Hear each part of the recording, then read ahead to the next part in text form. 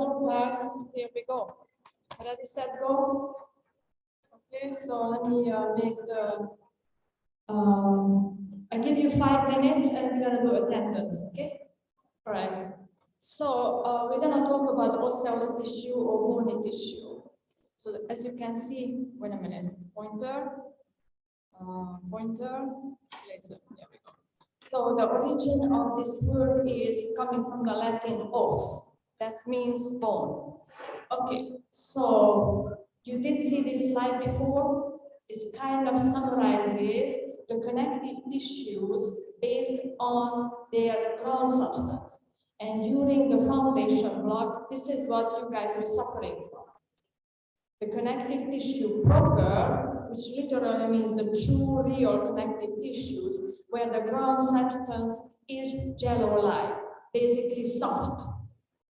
Okay, then the fluid connective tissues when the ground substance are liquid, and this is where we are today, right? Where the ground substance is hard in cartilage and bones.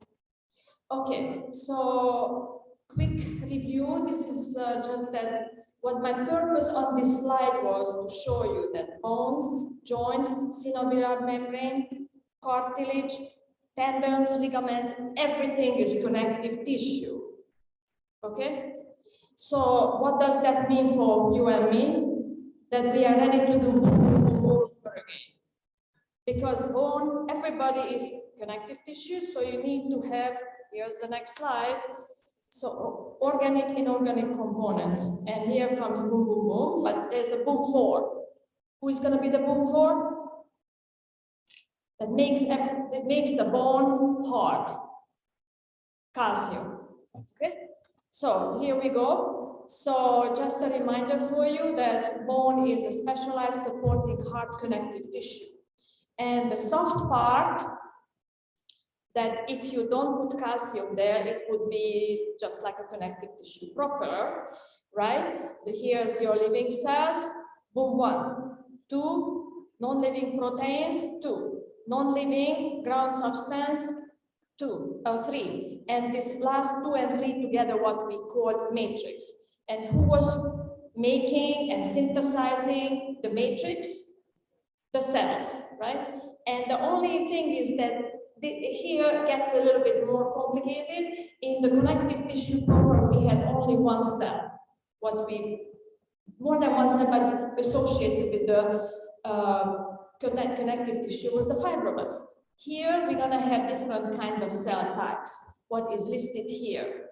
I would like to introduce you 2 new terminology that we're going to keep using, that the bone is actually made out of layers, hard layers that we call lamella. Okay, so whenever this name comes up, remember that it's like a thin layer of bone. So what is that really? The ground substance plus the calcium. Okay, but it's layer by layer. Okay, so, and the matrix, we're gonna have a new word here, the osteoid, which is basically the soft, so again, as if it was only connective tissue proper without calcium, soft, unmineralized, uncalcified matrix. So basically, collagen and ground substance. And when we look at how bone develops, the osteoid comes first, and then calcium comes in. Okay, and this guy gives the flexibility of the bone. And now here comes, look, the new fellow, what I call the boom 4, is the hard organic matrix, and it's mainly in the form of calcium hydroxyapatite crystals. Okay, so actually it's very helpful that we already did connective tissues. Okay, this slide, guys, show you exactly the same information, just with 2 visuals. Okay, so this would be, again, the soft organic part. On the top here is the hard inorganic part. Now, so these 2 slides that we're going to see in the lab tomorrow this is actually a slide, I call it organic slide because the calcium actually has been removed. Okay, and the other slide is a inorganic slide where the soft tissue was removed. So they are playing the ball to each other. Here is the hard tissue is maintained, and here is the soft tissue is maintained. So let's talk about this for a minute. Have you ever done in biology class in high school this experiment that you put the bone in acid? Okay, what is your anticipation? If you put the bone in acid, what's going to happen with the bone? Disappear? Or? Very good, very good. The bone becomes soft. The calcium is gone, and this famous image, you know, that you can make a nod on the bone because the calcium is gone, and who is left behind? The soft part, right? The soft part. Okay, so mainly type 1 collagen. The cells are obviously dead by now from the acid. Okay, and what happens during cremation, guys? The fire, you guys know what cremation is? The fire is gonna burn up the soft tissue, little bit, of course, of the minerals too, but either way, you can see that some inorganic part is left behind. But because this is just basically ash, we call it ashes, it's not stable. The moment you touch this bone, it's gonna and fall apart. Why? Because the base of the calcium, which is basically the collagen, is not there anymore. Okay? So let's do classification of the bone tissue. And this is where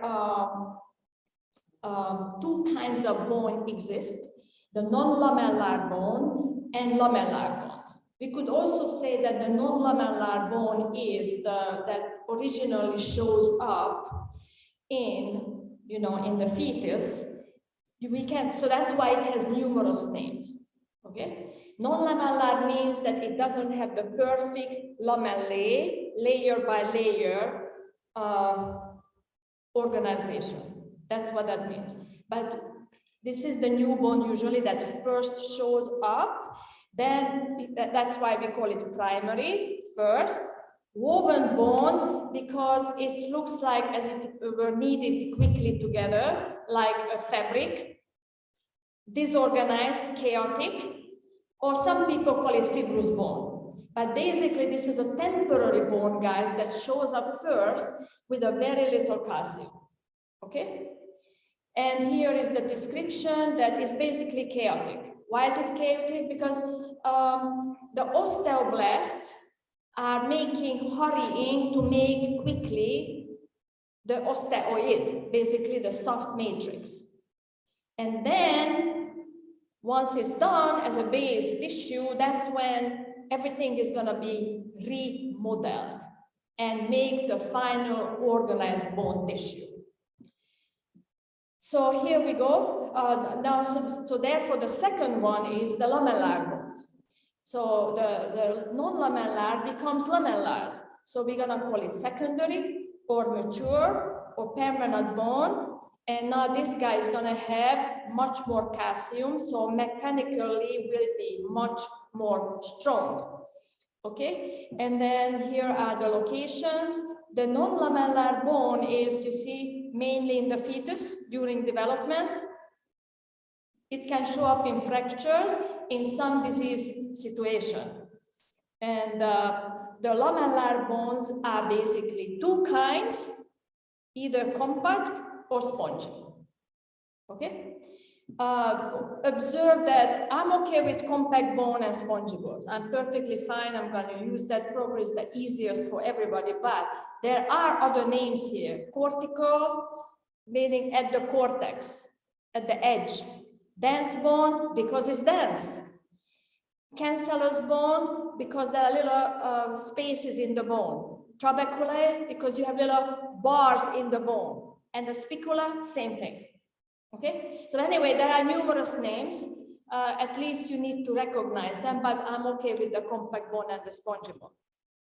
Now, this image is the same thing all over again, just with two visual, okay? So the primary bone, I don't have image here. As I said, it's all chaotic, but since this is quickly, heavily producing new bone, you actually see more cells, more matrix, and therefore it's going to stain also blue, because what is blue in hematoxylinosin? If the cell is very active, synthesizing, okay? So on the other side is your compact bone and spongy bone. So I put here for you, the compact bone is always outside of the bone. Everything what you see in red as a border, in fact, is more than the red. So the outside, what you hold in your hand when you are in the lab, that's compact bone. And the spongy bone is usually inside. With another word, spongy bones is never outside. Okay, so here is the spongy bone, a little bit you can see in the epiphysis, and here's a flat bone that you can see the spongy bones trabeculae when you look inside. Okay, now this is exactly what I was talking about. Okay, so which one is going to be the woven bones and which is going to be the lamellar bone, beautifully organized? So one of them is chaotic, quickly made. The second one is beautifully organized, parallel, everything, and no more chaos. So which one is this guy? It's gonna be the woven bone. And do you see the beautiful lamellae, parallelly organized in concentric layers, and between that's gonna be the permanent bone. Okay, now let's do a little definition. What is the compact bone and what is the spongy bone? What I want you to really get it into your mind is that on a microscopic level, we are dealing with bony, cylindrical, bony, microscopic pillar. So I'm going to stop here for a moment that you digest this information. So basically, you have teeny tiny pillars. Do you guys know what pillar means? Not a pillar is a column. We can call that wall here that holds the ceiling is a pillar, because these pillars are holding you up. Okay, but they are teeny tiny microscopic structures that you can see. You will see in the lab tomorrow. Now, in the dense or compact bone, the pillars are going to be parallel with the axis of the long bone, and they're going to be dense, tightly packed. So is this bone is going to be strong or weak? Very strong, right? You remember we had something similar with the connective tissue proper too. More fibers were stronger or weaker? More collagen fibers. More collagen, tighter or stronger, right? Same principle here. Okay, and the osteons are lamellae. So basically, this is what I wanted to say. Sorry. That can you hold on with your question, because if you still have question at the end, I'm happy to answer. But let's just go with the flow. So this pillar, this microscopic unit in the compact bone is called osteon. Okay, or Haversian system. All right. Now let's go to the other side and look at the spongy bone. And the spongy bone is gonna be the opposite. Loose, chaotic, not really chaotic. They are following the forces that are coming against the bone, but either way, they are irregularly organized back again to microscopic pillars. And you can see it right here. This is one. These are all microscopic pillars in all directions. Okay, and this is gonna be called trabecula. Okay, so what is the structural functional unit of the compact bone? Osteon. Structural functional unit of the spongy bone? Trabecula. Both of them are little microscopic bony pillar or column. Okay, so yeah, one more thing before I forget, trabecular does not have Haversian system, and by the end of the lecture you will understand what I'm talking about. Okay, so this is just review for you, and I'm pretty sure you guys learned this in foundation, right? How a long bone looks like, epiphysis, diaphysis, blah, blah, blah, right? Metaphysis between. Did you guys learn it? Okay. Did you guys learn the fat bone? If you didn't, then basically remember, flat bones that are mainly, you know, on the skull bones have a sandwich structure. So let's use cheese sandwich as an example. Compact bone on one, you remember compact bone is always has to be there. Compact bone outside, that's bread 1. Compact bone 2, bread 2. Between the two compact bone is the cheese. And that's gonna be the trabecula.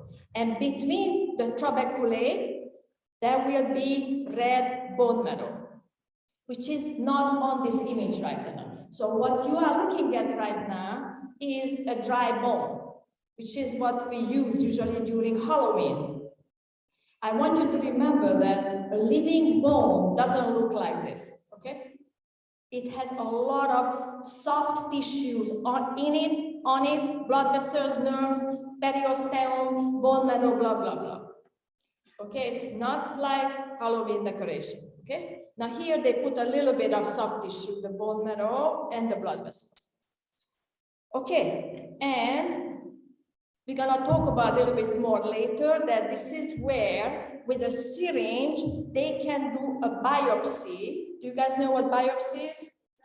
Removing tissue from the red bone marrow by needle sucking. Aspiration means sucking to make a blood disease diagnosis, for short and sweet.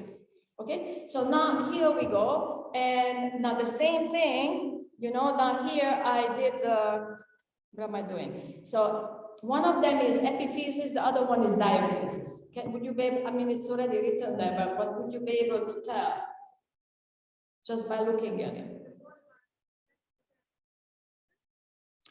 So, okay, so let's look at the first image. There is a huge empty space here, especially when I put the number 1. That's the medullary cavity. Do I have medullary cavity in the epiphysis? That's the question. We don't, okay? And these lots of cells, that's gonna be your red bone marrow. So technically, this is gonna be a cross-section of a diaphysis. How about on the other side? Do you see? Please ignore this. Maybe I should Photoshop it out for you guys, but it's not a medullary cavity, okay? It is just broken tissue, but look at everywhere else. What do you see? And I magnified it here for you. Lots of trabeculae, and between the trabeculae, the tons of nuclei of the baby blood cells that are developing in the red bone marrow. That's why I usually say that, you know, with hematoxin eosin stain, where nuclei are always blue, red bone marrow is blue. Why? Because of the nuclei of these bunch of cells sitting on top of each other. Okay, anybody remembers that what else is missing on this image? Where do these cells sit on? Very good, reticular fibers. Most of the time you're not going to see the reticular fibers because they need silver stain. Very good. Now this is your clinical slide, okay? So this is doing biopsy of the bone itself. The bone is painful and sick, and we are taking a little piece of the bone and making a bone diagnosis. Okay, you put it on the microscope and you look at the condition of the slide and the cells to make a diagnosis. Now on the other side, this child is having a bone marrow biopsy, not bone, but bone marrow. You remember we just did that a minute ago? So this is one of the, usually they are using either sternum or iliac crest. Why is that? because there's not much soft tissue on it, so you don't hurt. You don't. I mean, imagine go through the biceps just in general. It would be much more dramatic, right? So little soft tissue on these bones, so easier access. And there are two purposes here, guys. One of them is you want to make a diagnosis of a blood disease, or we want to harvest some bone marrow for transplantation. Okay, so let's talk about periosteum and endosteum. As you can see already from the name, peri means outside, endo means inside, osteum around the bone, and endosteum inside the bone. So the moment you say this name, you should be able to say, okay, periosteum, I'm at the edge of the bone. Okay, so, and this is a connective tissue cover. Yeah. We did that before, right? In other places, when I told you that connective tissue was everywhere, remember? Okay, so this layer, periosteum, has actually, this structure has two layers. It has an external layer that is mainly, as usual, connective tissue proper. The collagen fibers are mainly parallel with the surface of the bone.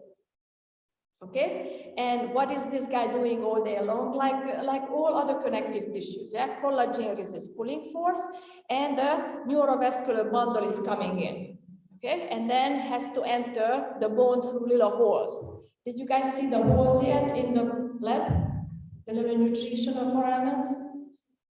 If you didn't, then try to see them, okay?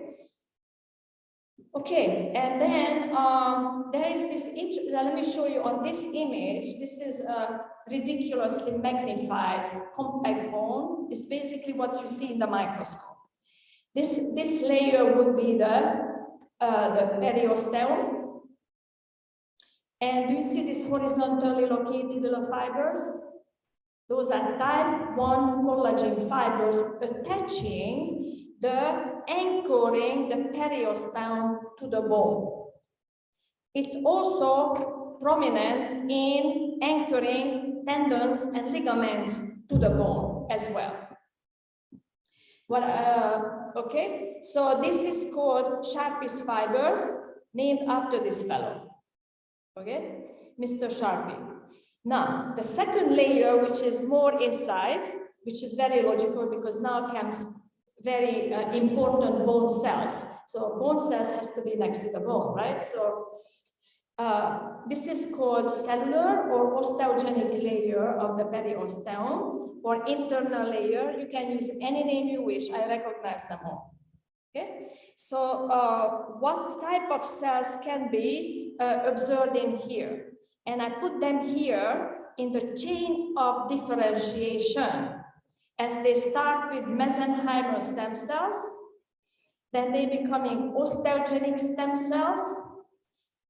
The mesenchymal stem cells you're not going to see on the slide because that's a very early developmental stage. But you will see the osteogenic stem cells, they become osteoblasts, and then they become osteocytes. These guys are all coming from the mesenchyme. The new cell that was also on tibia today, the osteoclast, is a macrophage, and macrophages, all kinds of macrophages are coming from the red bone marrow hematopoietic stem cell. Okay, now this layer is mainly active during embryology. You can imagine if you are building the bone, making bigger, making thicker, this layer is gonna be very active. In an adult, it's harder to see this layer, okay? It can be remodeling place as well. Okay, so this is just another image for you to explain the Sharpie's fibers. We have this model in the lab. So this is, in theory, shows you the two layers of the periosteum outside.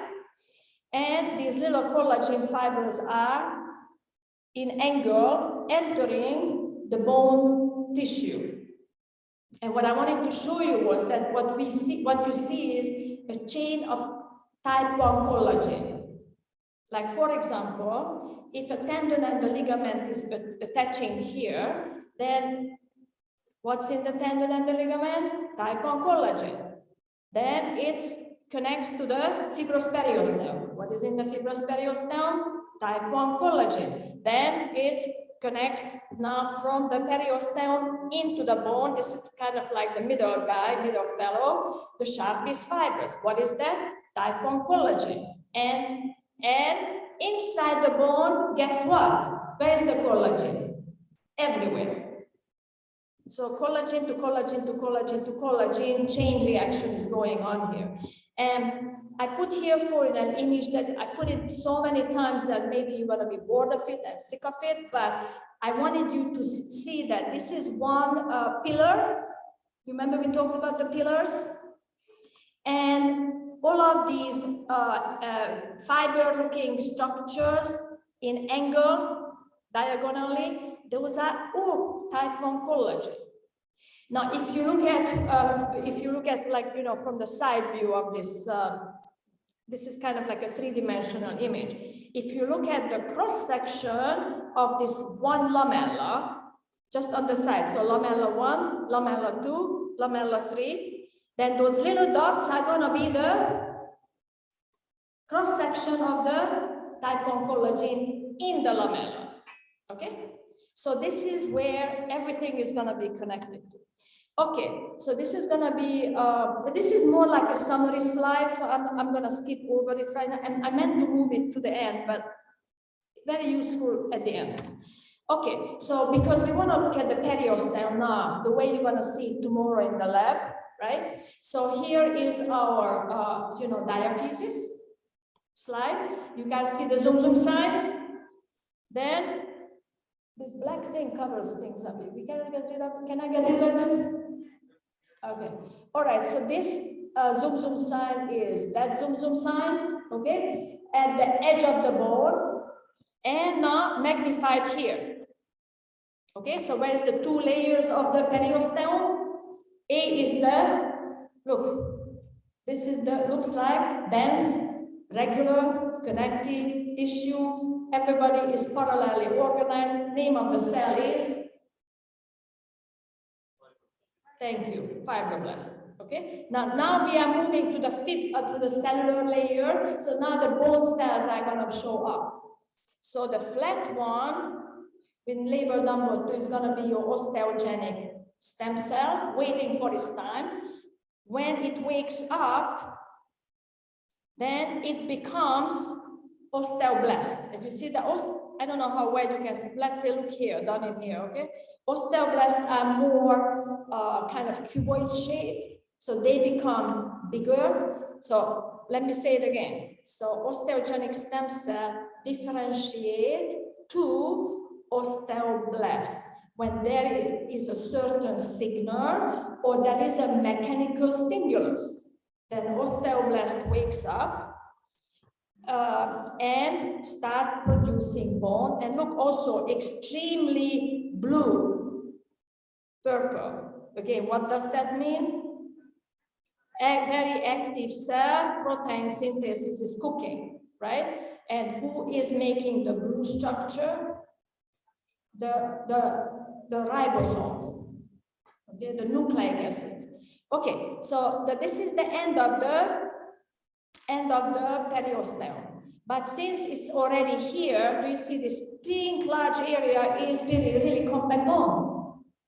And the moment you see individual little cells sitting isolated on their own little islands, that's going to be the mature bone cell osteocyte. Okay? So now let's talk about endostem. Endostem is going to be everything inside, okay? Including when you go to the medullary cavity, when you go to trabeculae, when you go to Haversian canal and Folksman canal. I know you don't know what it is, but it's coming. Everything inside the bone is covered with endostem. We don't have periosteal layer. We don't need connective tissue here. So what we have here is the cellular layer, one cellular layer. So it's repeating for you how the bone cells differentiating to one by one. And this is the way you would see it in the lab. So the endostem is again one layer, what we call cellular or osteogenic layer. Do you guys understand the word osteogenic? Bone genesis. What does a genesis mean? Creation. Okay. Okay. So so let's look at the cells of the endostem. And number one, I labeled here for you again the cuboid shaped osteoblasts.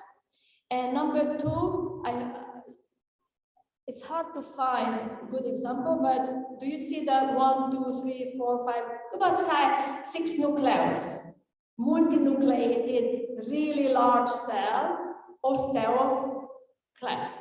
Okay, and again, if you exit the endostem layer, here everywhere is the mature bone cell, the osteocyte, sitting all alone by themselves. Okay. Okay, so now comes the Haversian system or the osteon, which is basically the unit of the compact bone. Okay, and what I want to focus on, that I want you to separate two things in your mind. There are bony structures that are bone. Okay, and there are space in the bone, tunnels in the bone. Why do I need tunnels in the bone? So the blood supply, nerve supply can come in. If everything would be just one big mush, then how can this osteocyte survive? And that's why also you have the lamellated structure. So you have a little break in this hard tissue. Okay, now that we got this straight, so the 4 kinds of lamellae. Okay, so this is again a repeat what we just did, the different layers, what you see, and the associated cells. And now here comes the 4 lamellae and 4 canals, tunnels in the bone. Okay, so this slide, look at again, this is the same slide. Okay, before we move on, make sure that you understand. You already know what this is. This is the transverse section of the diaphysis. What about this little fellow? You see the zoom sign? B, a little chunk from the compact bone and calcium removed. Okay, so that's what you are looking at. So you can see individually the osteons in cross section. Remember, this is one osteon, so you're gonna be like a helicopter view, seeing the lamellae concentric layers. Okay, so here we go. Okay, so here again, this is your zoom sign. Do you see the little circles everywhere? Transverse section of osteons, and boom, one is magnified on the left side. Okay, so let's go from here. And these are going to be your tunnels in the bone. Okay, the Folksman canal that brings the blood supply into the bone. And we're going to talk about how that happens later. Then in the center of the osteon is the central canal or Haversian canal. Then you see the lamellae 1, lamellae 2. I label them with 5, 5, 5, 5, 5. See, these are lamella 1, lamella 2, lamella. In the lamella, do you see these teeny tiny hair-like structures? Those are the canaliculus or canaliculi. And look at the little, looks like a little cockroach or spider. That's where the osteocytes are sitting in a lacuna. What is a lacuna? Again, a little space in the bone, so the cell has a place to live. Okay, so these are all your tunnels in the bone: Folksman canal, central canal, canaliculi, lacuna.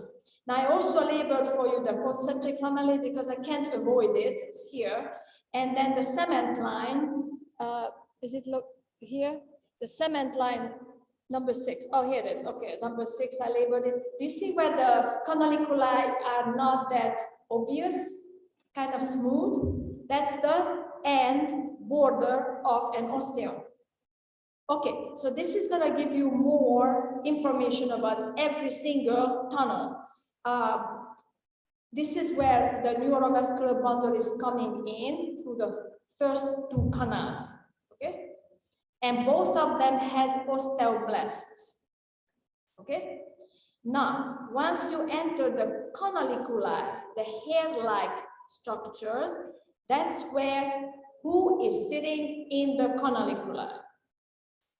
The osteocytes have actually hands, processes, and all processes are stretched out into individual canaliculi.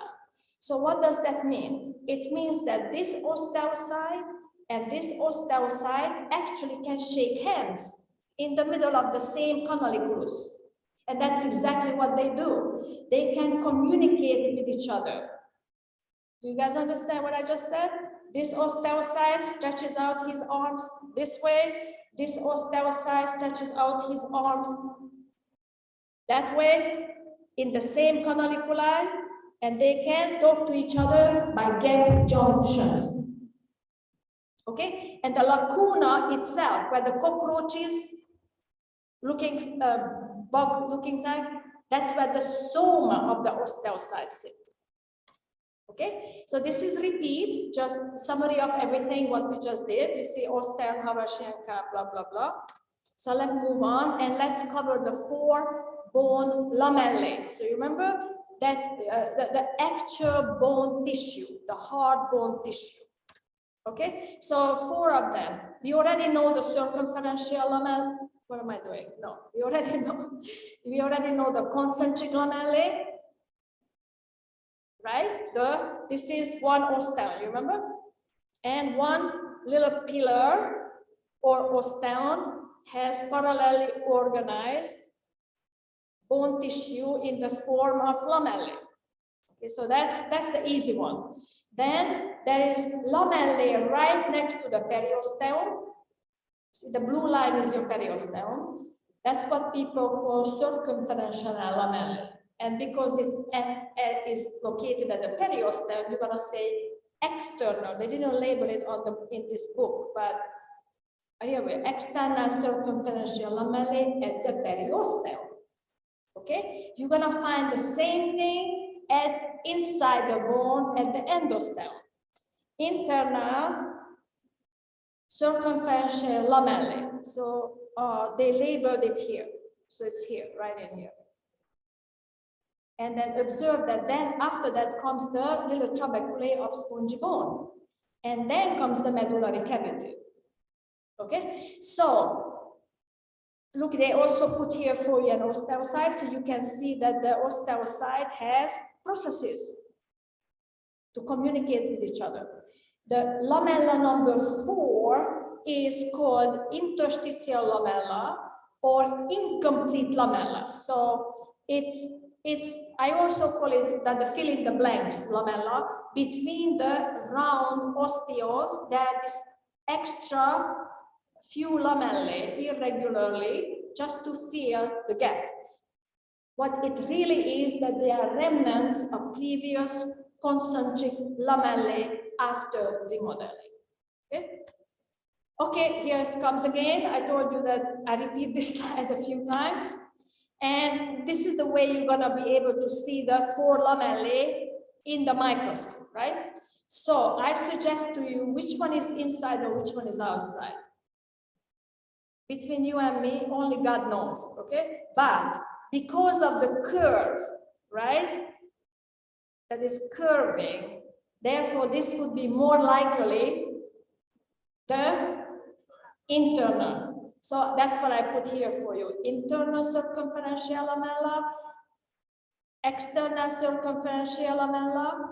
You remember the circles are the concentric lamellae, which is representing the Osteon or Haversian system, right? And between, I know it's not the easiest to see right now, but this would be incomplete interstitial lamellae between concentric lamellae. Okay, so what is the whole thing is all about, guys? It's all about supplying. I mean, those cells that are sitting next to the periosteum, and those cells are facing the bone marrow at the endostem. We don't need to worry about their blood supply too much because the blood vessels are right there at the periosteum and also in bone marrow. What we need to worry about, guys, the isolated little fellows, the osteocytes in the middle of the compact bone. That's what we need to keep them alive. And that's why you have the canal system. Okay, so I'm sure you guys learned this. I just want to check the time because the time is almost up. I will finish it. Get ready before attendance, please. We didn't do it yet, right? Okay, but these are the major blood vessels. Okay, and this is what talks to you about yeah, I know what I wanted to emphasize for you. The blood supply of the bone tissue is mainly centrifugal, meaning the blood really enters the Folksman canal from the bone marrow and going out. Okay, so let's look at it. So these are your major blood vessels. The periosteal blood system is the one, you see they labeled here, gives the outer 1/3 supply to the compact bone through the Haversian system. Folksman canal, central canal, canaliculi, lacuna. Osteocyte happy, got the food for today. Okay? So this is coming from outside to inside. This is what you could call centripetal, but it's only 1/3. The majority, that this is just showing you how, okay, let me just look at here, this one first.